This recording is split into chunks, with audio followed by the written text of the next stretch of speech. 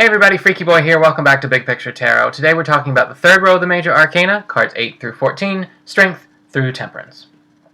Now when we left off with the second row, we left off with the Chariot, which was again about sort of having mastered duality, really having found your place in the world, as especially reflected in the dynamics between the Hierophant and the Lovers. You've kind of got it all down pat. But you'll notice that was kind of about your outward experience that you've gotten down pat. Your inward experience, which you understood in the High Priestess, a very early card, you haven't looked at yet. You haven't really looked at yourself, the person behind all these outward experiences. So that then moves you to seek those inner experiences, especially as you've kind of gotten those outward magician experiences down pat. So that's kind of how we move into that inner aspect in this row. There's a story there to it.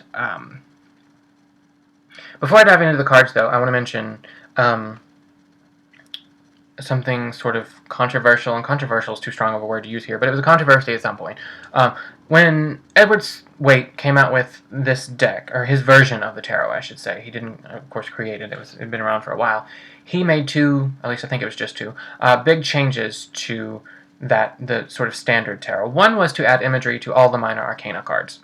The other was that he switched to major arcana cards. Originally, Justice was card 8, and Strength was card 11. In the Waite-Smith version, that's reversed. Strength is card 8, and Justice is card 11. In terms of our big picture,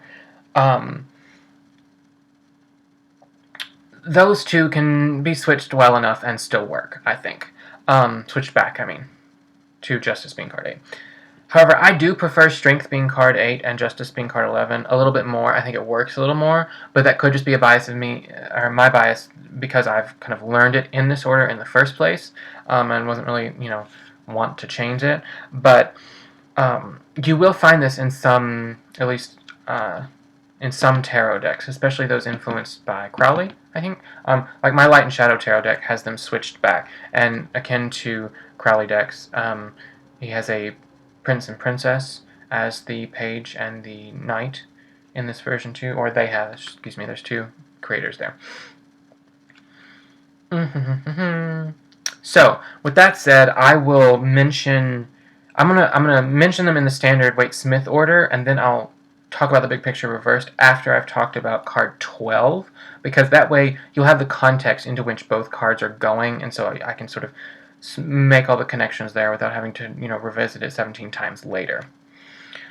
So, the inner row of tarot, the third row of tarot, of the Major Arcana, there's several inner rows here. We start out with card 8, Strength. Strength depicts a woman with a lemniscate above her head and a lion.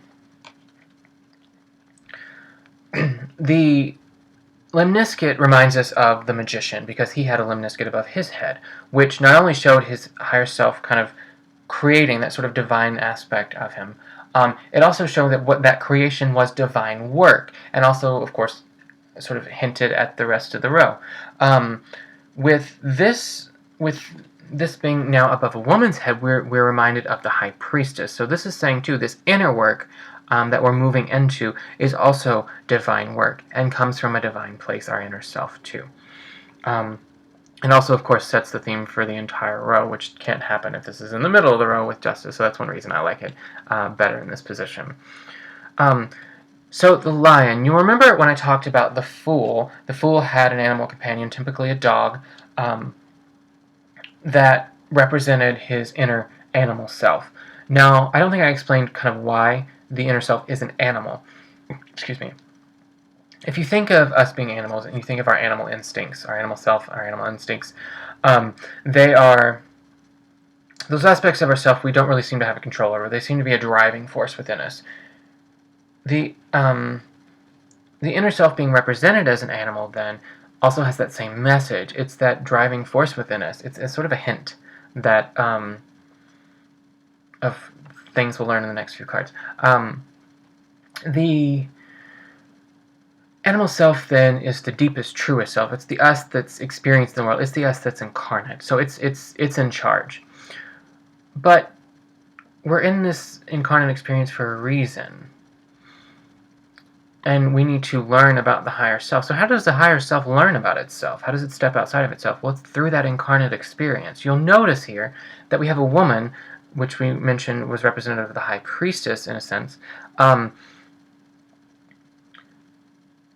representing the inner world, and the animal also representing the inner world. But here, because she's a woman, and she's sort of that outward idea of that aspect of ourselves, our inner selves, our feminine selves.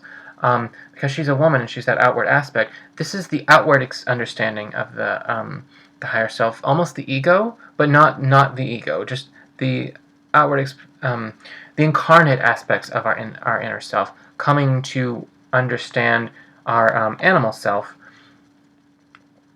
through. This is how it does it through itself, if that makes sense. I don't think I explained that very well. Just there's the high priestess outer self coming to the inner self and working together with it. Here you can see that the animal is quite tame. The feminine is in charge. The animal is quite tame. So there's still a I don't know where I was going with that. So in many depictions of this card, the lion is actually having its mouth closed by the woman instead of just kind of already being chill. And I mean, look at this kitty, it's so cute. So there's kind of a little bit more action in there that she's done it. Here she's already done it. The lion, the big scary thing, our inner self is calm and cool. We're approaching it the right way. We're approaching it with strength and with confidence. We've mastered our world. We're kind of a little more in control now. And now we're coming to master ourselves.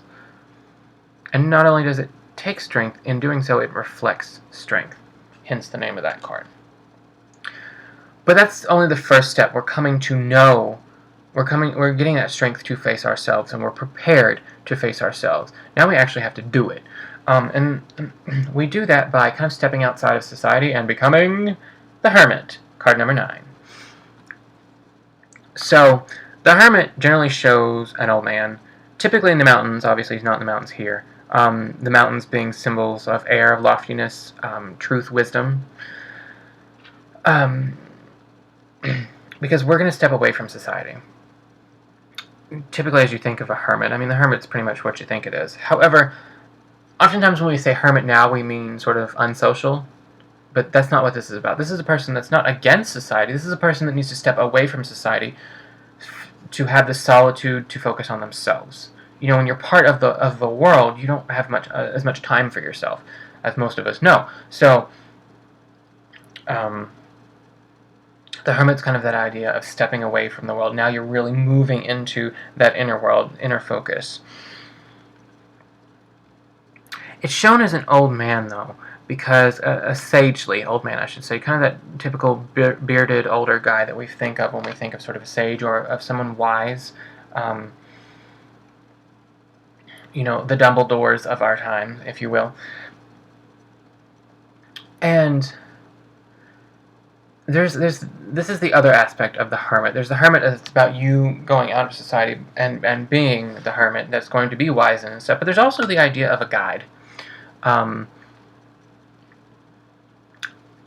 To make sense of this, let me tell a little story. And I read this somewhere. I don't remember if it was in a book or on the internet. I would put the source in the description if I could remember it, but I don't.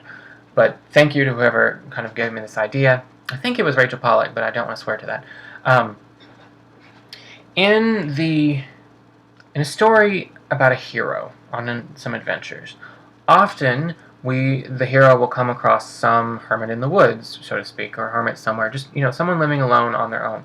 But they're very wise and they're very clever. The hero will come to them and say, "I'm on a quest or journey or adventure for whatever. Here's my goal. Do you have any?" And the guy or the hermit will give them some advice. But the hermit's very clever, like I said. So the hero hears this advice and they take off. And they say, I'm going to go, yes, that's wonderful. Thank you for the advice. That's so helpful. And they take off. They go on their journey and on their way back, they realize that what they were wanting to get out of the journey is not what they got. They did what they set out to do, but what they, hoped, the reason behind it wasn't fulfilled. And they come across this hermit again, and they go talk to him, and they're like, "What the hell? this advice you gave me, you told me to do that. That wasn't helpful. And then the Hermit kind of just explains the advice the same way. Opens their eyes to what they actually said. Because the advice itself was kind of dual. It had in it what the hero wanted to hear, but it also had the wisdom of the experience that the hero is getting ready to go on. So now the hero hears it again, having learned from his experiences, or their experiences, there we go, and realizes that the Hermit had told them what they were going to find out all along. But they wouldn't have understood it. They didn't understand it before. They needed those experiences, and it's that idea that's kind of captured in this card, that you need those worldly experiences that you've learned in the first row, or the second row, in this journey. They're going to be important. You won't really understand the wisdom until you've understood your incarnate experience in some way. You'll also notice that the Hermit is carrying a light. Often it's depicted as a lantern. Here it's just a candle. And that light often has as its center a hexagram, a six-pointed star, made up, of course, of a masculine upper triangle and a feminine downward triangle fused together, also representing the idea of enlightenment, illumination. The idea of the dual forces, the analysis we're going through into the dual forces, synthesized back together, that greater whole, that power of creation. So that is the light that is actually guiding you, because think, if you follow the Hermit through these mountains, you're not really following the Hermit, you're following his light, at least at night. And this card is typically depicted at night, I think, question mark? Well, it's in the darkness of the mountains, lofty mountains. You're following the light. It is your guide. Enlightenment is truly your guide here, not really the Hermit. You will be the Hermit. You are just as wise. And he knows that. He knows what you're doing. Again, the Hermit. So he helps you along your way in your lesson, just as the Hermit of the Woods did for the hero. You learn the lesson through your own experiences. So, you're now out of society, and you have time to think about who you really are and the ways of the world and who you are in relation to it. Because, again, you have a masculine and feminine side, a magician side, a high priestess side. And you come to understand the Wheel of Fortune.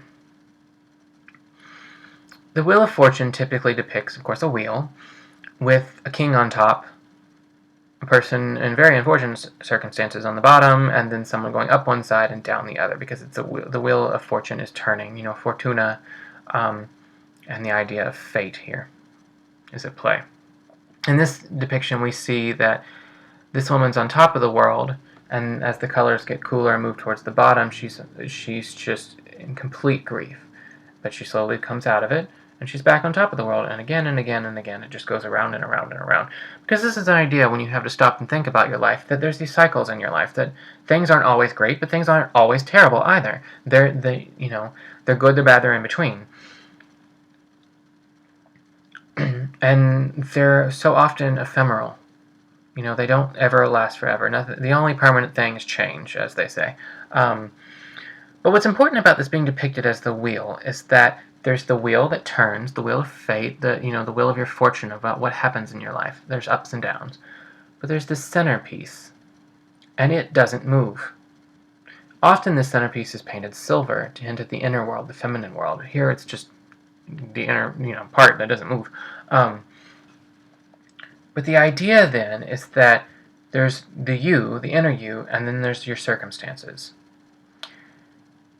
So you have an idea that you're separate from your circumstances, yet you're informed by them. Again, you've brought them with you, and now you're understanding why you need those experiences, because they change you. There's a permanent you that is independent of all these situations, but there's these scenarios are impacting you. And now you're seeing it for yourself. You're seeing how fate has played a role in your world, and how you learn from each of those circumstances, and how you yourself have affected each of those circumstances, what you've brought to those situations. You're not the wheel, you're your inner part, but the inner part is experiencing the wheel to some end purpose. And it's that idea, the Wheel of Fortune, of the ephemeralness of life and learning who you are through those experiences, kind of the message of that card. And that card then brings us to card 11, Justice, which is probably my favorite card in the whole tarot. And it's because of its symbolism. So you see on the card, this is a relatively standard depiction, a woman seated in front of a veil strung between two columns. Does that remind you of anything? Because it should. That reminds you of the High Priestess. However, she's wearing a red dress akin to the red robe of the magician. She has an upward pointing object in her right hand, and downward her finger points in her left hand. As above, so below. Much as the magician held his wand aloft and pointed down, so she does. This is a merging of the magician and the high priestess, those ideas, to show not that they are the same, we haven't fused them together yet, we're not there yet, but that they are intimately related, that they are kind of two sides of the same coin. And the purpose of that is to show us not only are our situations affecting us and we are affecting them, but we're responsible for who we are. We are responsible.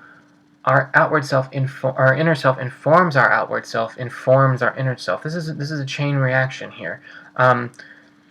We are not a victim of our circumstances. We are, in fact, often the cause of them.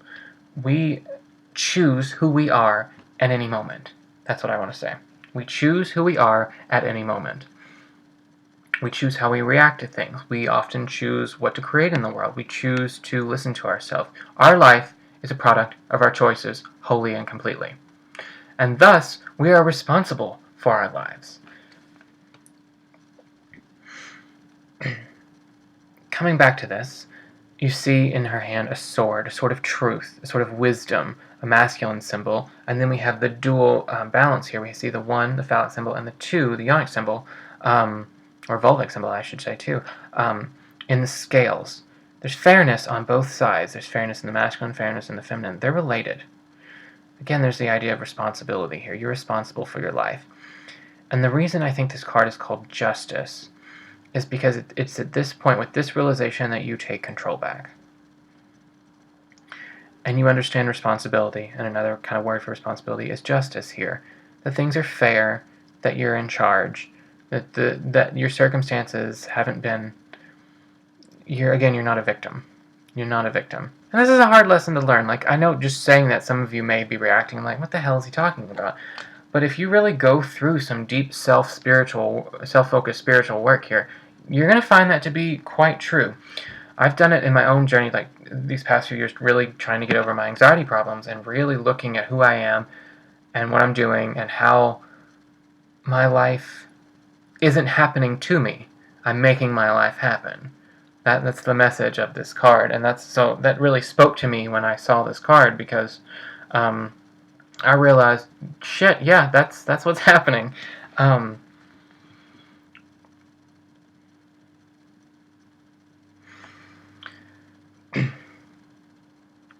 So this is the card where you have to take responsibility. This is where you realize that responsibility is there, and that the world is fair and just. But now that you've taken responsibility, you need to sort of make up for your mistakes. You were ignorant before of the way life works. And now that you realize that you're in charge of so much, you kind of take responsibility for that again. But how do you do that? What do you do? Well, you make up for your mistakes. And one way to do that is to sort of hang yourself up and become the hangman or woman or gender-neutral individual. Whatever. In the Hanged Man, a man is depicted hanging from generally a tree or perhaps a cross of some form, but he's hanging upside down. He's strung up by his legs, or in this case, just holding himself up by his legs.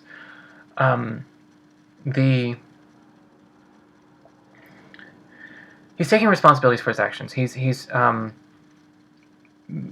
enacting his own sort of punishment in an act of penance, in an act of sort of accepting that responsibility that he learned of in the last card, and owning up to it and saying, I'm responsible, let me make up for the bad things that I've done, that I may do better in the future.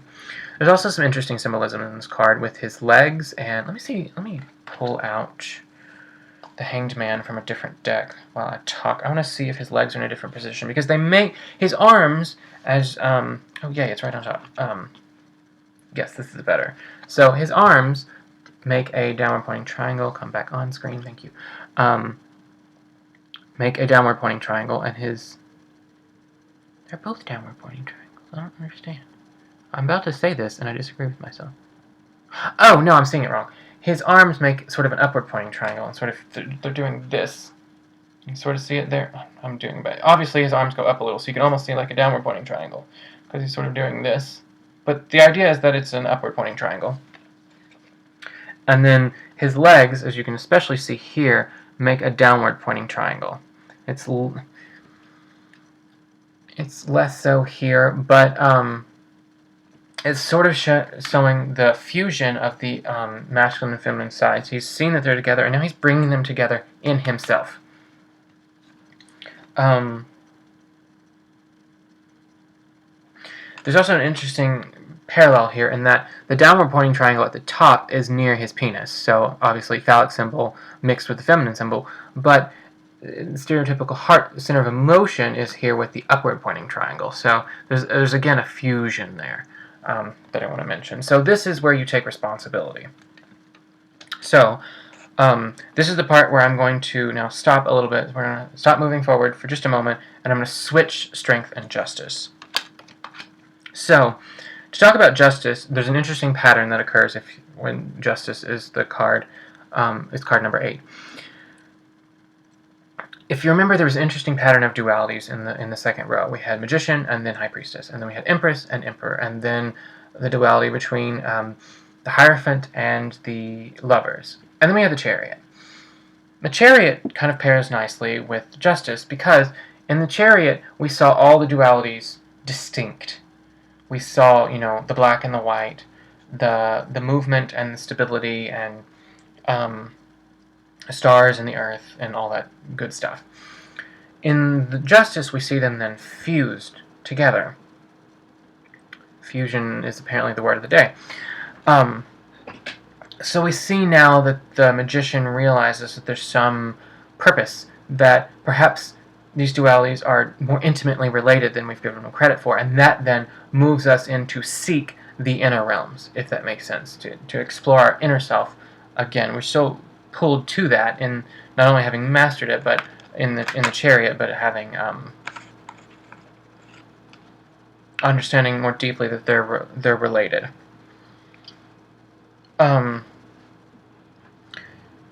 I feel like the idea of the responsibility aspect of really understanding what that means for you is taken out of this card when it's in this position, which is one reason I don't like it as much in this position. However, I do think it moves you into the row just as expected.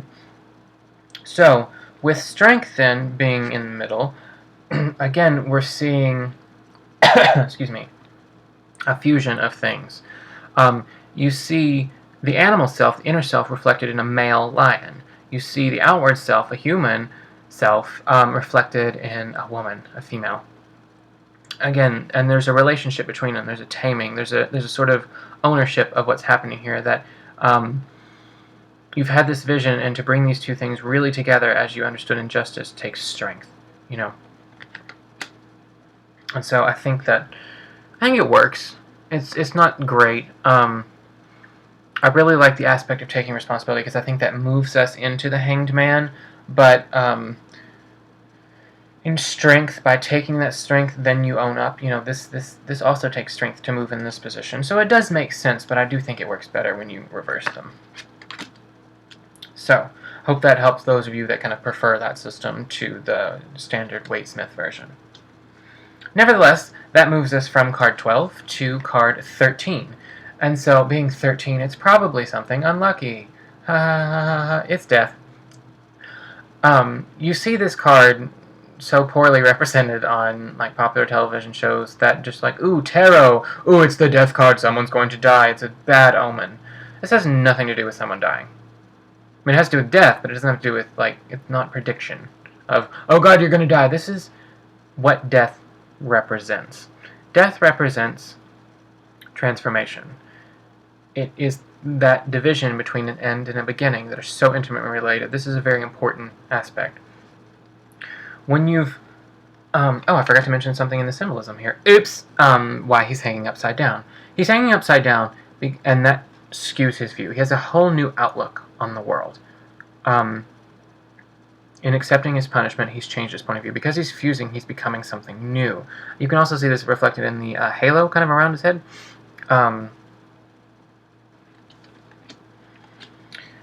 That he's got this new vision, a new take on the world. And in having that new take, he realizes that his old self is no longer. But that's okay, that's good. You see here this child, something we want to protect from death so much, is actually facing death in pure childlike innocence, because the child, in their innocence, is not afraid of death. They don't really understand it, but they welcome it.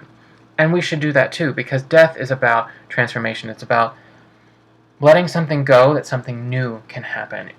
For my fellow Wiccans out there, you're probably quite intimately familiar with this idea that death brings life, brings death. That's that sort of cycle, especially with the Wheel of the Year and God dying. But in so doing, we get to reap the harvest. The sun gives its energy over to the crops. Those crops grow and flourish, but then we kill them so that we eat them, that we may survive. It's that idea there. It's the importance and the power of death. Death is still, terrifying. Like, this is not just a lovely scene, just a lovely summer picnic. It's scary. It's not joy, but it's important and it's powerful. And this is kind of the point where you accept what this change means. And I really love the like reds and pinks in the back of this card. I think it's so pretty. So you're accepting that transformation. I definitely recommend looking into some of the symbolism in your death card and how that idea of death is portrayed, because it's really interesting. Like, here's Death is on his steed. He's very scary looking. He's terrifying. And the child, of all people, is just like, hey, buddy, how you doing? It's just, read up on the artwork of the death card. I think it's one of the interesting cards. In super particular, just how it's depicted. So, that moves us into card 14. And as with card 7 in the second row, the Chariot kind of being a completion of the row, so too is Temperance a completion of the row. Again, comma, comma, period. And this card is Temperance, card 14. Temperance is again about balance, but it's a balance of your inner and outer selves rather than just a balance of the dualities of the world. There's a more intimate, personal side of things now. If you'll notice, this dude is pouring water from one chalice into another. But he's doing it over his back with his eyes closed. Because his inner world is so, like, one of these cups is the giving cup, the one that's pouring, so it's the masculine side of things. The one cup is receiving, so it's the feminine side of things. Even though they're both cups, I know that may be weird. It's kind of balanced out with him being a man, but this is typically a woman on this card. He can do this without looking. His inner and outer selves are now working in tandem. They're working together rather than the distinctions, rather than being held in place and distinct as they were with the Chariot. We've moved past now that we've done both selves. We've achieved a greater balance. And this balance is going to prepare us for what is to come. You'll notice, too, that one foot is in the water and one foot is on land. One foot is in the depths and one foot is in the aspects of reality. Again, a masculine and feminine balance here. This person is totally cool with it and moving quite nicely. In the background is a mountain with a path, and it's got a crown on it. Again, it's wisdom, but in the artwork of and you can't see it as much in this version, but there's these two towers, and there's generally a path leading back through them. This path is the same path. It's coming from the other side. It's showing that transformation. With the crown, and the crown's not typically there in most depictions. I'm not sure exactly what it specifically means for this representation, but it's about that change, that through letting go of your old self, you become this new self, this more balanced self, this tempered self, if you will. And it's called Temperance because temperance is sort of about balance and also sort of our emotions, our stability. There's a refined quality to it that I think gives this its name.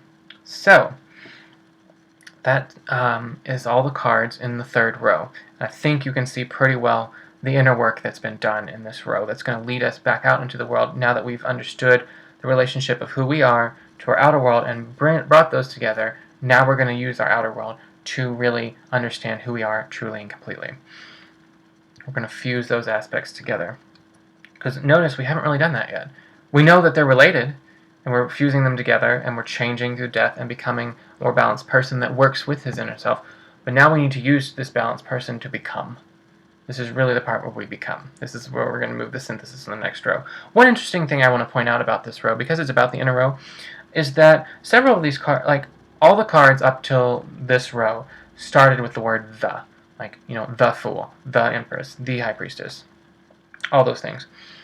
The cards in this row don't as much. You have Strength, Justice, Death, and Temperance. They're just sort of abstract qualities. It's sort of acknowledged, too, the inner aspect of this, that these are more conceptual rather than concrete, a little more abstract qualities in this row rather than what we saw in sort of the magician-y first or second row. And I think that's sort of an interesting, an added bonus to the big picture. Much as the first 4 cards of the first row reflected duality, there's sort of an interesting naming quality here that 4 of the cards, which is a majority of the 7, are sort of have inner names. We'll see an inner name again in the last few cards, but that for now wraps up the third row. Thank you very much for watching. If you have any questions or comments on anything I said, feel free to drop a comment. Let's talk about it and see what we learn. Maybe we'll learn a little bit more about ourselves in the process. Again, thank you for watching. I'll see you next video.